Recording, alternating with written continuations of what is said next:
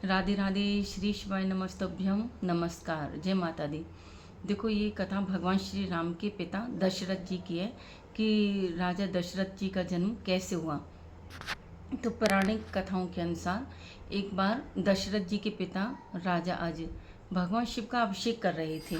तो अभिषेक करके उन्होंने जल भगवान शिव पे न चढ़ा के पीछे की ओर फेंक दिया।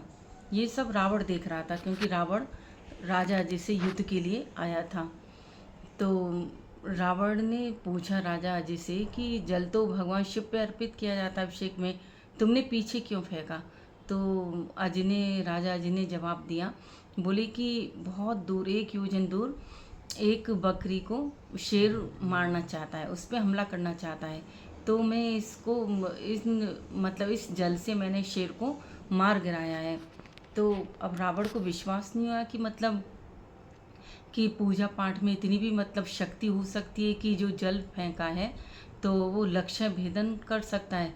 तो इस तरह से वह जाकर देखता है तो वाकई शेर के तीर लगे हुए थे। तो उसको बहुत आश्चर्य हुआ कि भगवान शिव का जो जल छोड़ा था रक्षा के लिए बकरी की, देखो वो जल तीर बन के और शेर को मार दिया और बकरी की रक्षा की।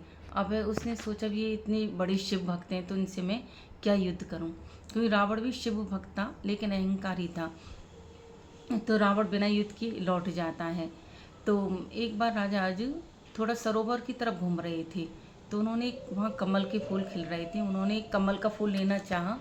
तो कमल का फूल आगे बढ़ते चले गए और वह नहीं ले पाई। तभी आकाशवाणी हुई थी कि अजित तुमने संतान हो, तुम्हारे कोई संतान नहीं है, इसलिए कमल के फूल तुम प्राप्त नहीं कर सकते। तो राजा आज को बहुत दुख हुआ, तो वह निराश होकर लौट जाते हैं। तभी भगवान शिव ने देखा कि ये मेरी इतनी भक्ति करते हैं, इनको संतान तो होनी चाहिए। तो वो धर्मराज को कहते हैं कि किसी ब्राह्मण को भेजो इनके द्वार पर और वो भिक्षा मांगे। तो धर्मराज एक ब्राह्मण की ऐसी बुद्धि कर देते हैं, वह भिक्षा के लिए मांगने जाता है। तो वह भिक्षा मांगता है तो वह राजा जो बहुत सारी अशर्फी उसको देते हैं, तो वो मना कर देता है, कहता है कि इन अशर्फियों का मैं क्या करूँगा, ये तो आपकी थोड़ी नहीं, इस पे तो प्रजा का अधिकार है। तो फिर वह अपना हार देते हैं, तो वो हार लेने से भी मना कर देता है। तो अब तो राजा आज एक बार रात को जाते हैं और एक लोहार के यहाँ काम करते हैं, तो वो मेहनत के बदले उनको 1 टका राजा आज को दे देता है। तो राजा जो उसको अपने राजमहल में लेकर आ जाते हैं।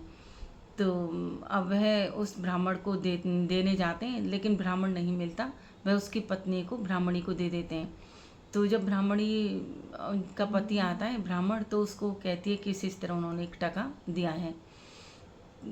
तो वो जो ब्राह्मण है उस टके को जमीन में फेंक देता है, वहाँ एक गड्ढा हो जाता है और गड्ढे में से 9 रथ एक एक करके निकलते हैं और आकाश मार्ग की तरफ चले जाते हैं। 10वां रथ जो निकलता है उसमें एक बच्चा बैठा हुआ आता है और फिर वो उस बच्चे को लेके रथ सहित उनके अज के पास जाते हैं कि देखो तुमने जो टका दिया था मैंने ज़मीन में फेंका, सारी बातें बताते हैं और कहते हैं बच्चे पे तुम्हारा अधिकार है, तुम्हारा ही है। तो इसलिए 9 रथ आकाश मार्ग की तरफ चले गए। 10वें रथ से भगवान दशरथ का इस तरह जन्म हुआ, तो दशरथ इसलिए उनका नाम पड़ा, जिनसे भगवान श्री राम, ये आगे कथा है। तो श्री राम, लक्ष्मण, भरत, शत्रुघ्न 4 पुत्र हुए। जय श्री राम। ये कथा समझाने का प्रयास किया। कथा अच्छी लगी हो तो शेयर करना और कमेंट बॉक्स में जय श्री राम लिखना। चैनल को सब्सक्राइब करना जिसने सब्सक्राइब नहीं किया। जय माता दी, जय श्री राम।